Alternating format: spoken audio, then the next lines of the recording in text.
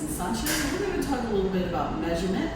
Measuring is very important when we're making recipes, especially when we're baking.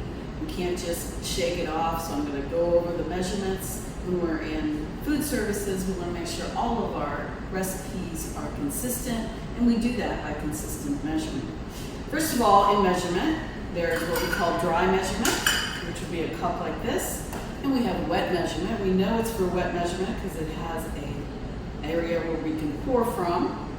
With the dry measurement in food service, when we're making recipes maybe for 100 or 200, we're going to have much larger measuring containers. With the smaller ones, it's going to be the 1 cup, the half cup, the 1/3, and 1/4. There is no other. If you need 3/4 cup, you use 3 1/4. If you need 2/3, you use 2 1/3. For the 1 cup, I'm going to first measure. The most important thing is leveling off. Because a lot of ingredients will become moist when you live in an environment like Houston, it's very humid. The ingredients will sometimes absorb some of that humidity. So you want to make sure that we're measuring correctly. This sugar looks a little humid. We're going to measure it off. It'll probably be a little bit more than if we were going to weigh it, which I'll talk about in just a minute. Weighing is the most accurate way because it helps take that whole moisture, humidity factor out of it. If you're working and making recipes for 1,000 or several thousand, you're going to use weights because it is more accurate. So when we're measuring sugar, you use a spoon. You have your larger portion of sugar. Go ahead and fill the cup using a spoon. Not just dipping it in. Most of us think that we can just dip it into the big container or your bag. That's the least effective way of measuring. You want to spoon it in because it kind of helps fluff it a little bit so you're not getting too much dense. And then you want something flat. This is a spatula, and you want to just go ahead and level it off. And then we know that that's exactly 1 cup of sugar. With flour is very sensitive to absorbing humidity. Sometimes we'll need to sift it to get it fluffier.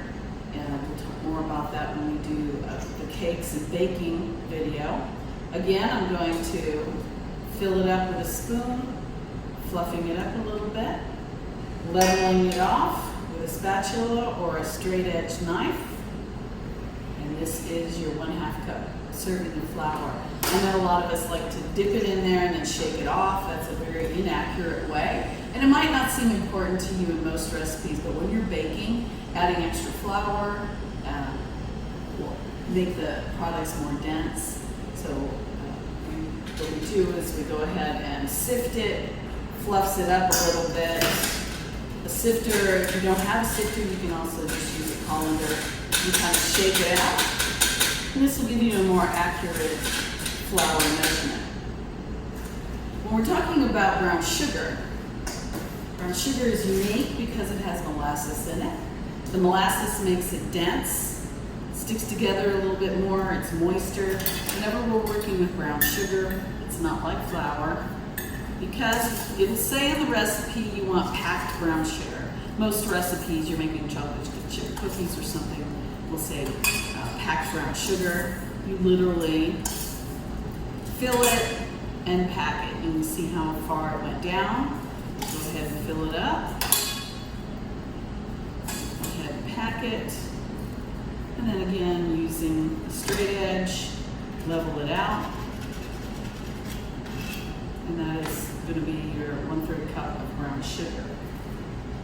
When doing liquids, you can either use glass or plastic. Glass is sensitive to falling on the ground and breaking, but when we're measuring, you want to make sure that you look down level and you pour. You want to see that you are level to get the correct measurement. When doing oils, things that are kind of sticky, maybe the recipe asks for water and oil. I'll do the water first, wipe it out because the oil will stick on the inside of the measuring cup. You want to go ahead and clean that out before you put anything else in there. When doing oil, again, it's the same. I'm going to lean over, look at the level, Make sure that it's at eye level, and then I have my half-cup serving of grapeseed oil.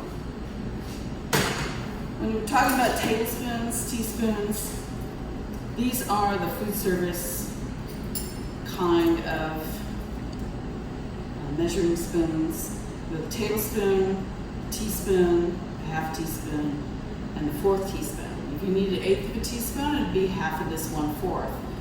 When you need, there are 3 teaspoons in a tablespoon, 16 tablespoons in a cup. Those are things that we just have to learn when we're in food service. We just memorize it, and those are the things we know. 3 teaspoons in a tablespoon. And then when we need 1½ teaspoons, it'd be 1, and then the half teaspoon. Again, when measuring, it's similar. If I need a tablespoon, maybe I'm making a sauce, and I need some flour to thicken. I'm going to be doing the same thing I did with the cup, leveling it off, and there's my 1 tablespoon. If you need a half teaspoon of brown sugar, same thing, pack it in there, level it off. Oops. And I have my 1 teaspoon of brown sugar. And then when doing your weighing, again, the most accurate way of measuring, especially if you're baking, doing breads, it's usually recommended that we weigh. This is a scale. You want to make sure you put something on there to protect it. It makes it easier to move it around. And I would mostly use that, zero out something. Let's say I need a 1/4 of a cup of flour. You want a scale that you can zero out. When it zeroes out, it'll subtract the weight of that plastic and the 1/4 cup. And let's say it says I need 1 ounce of flour.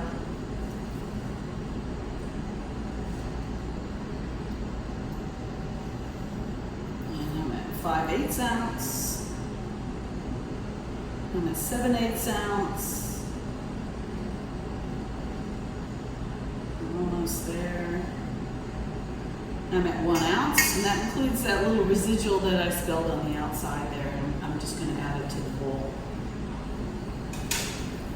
And those are just the simple basics of measuring.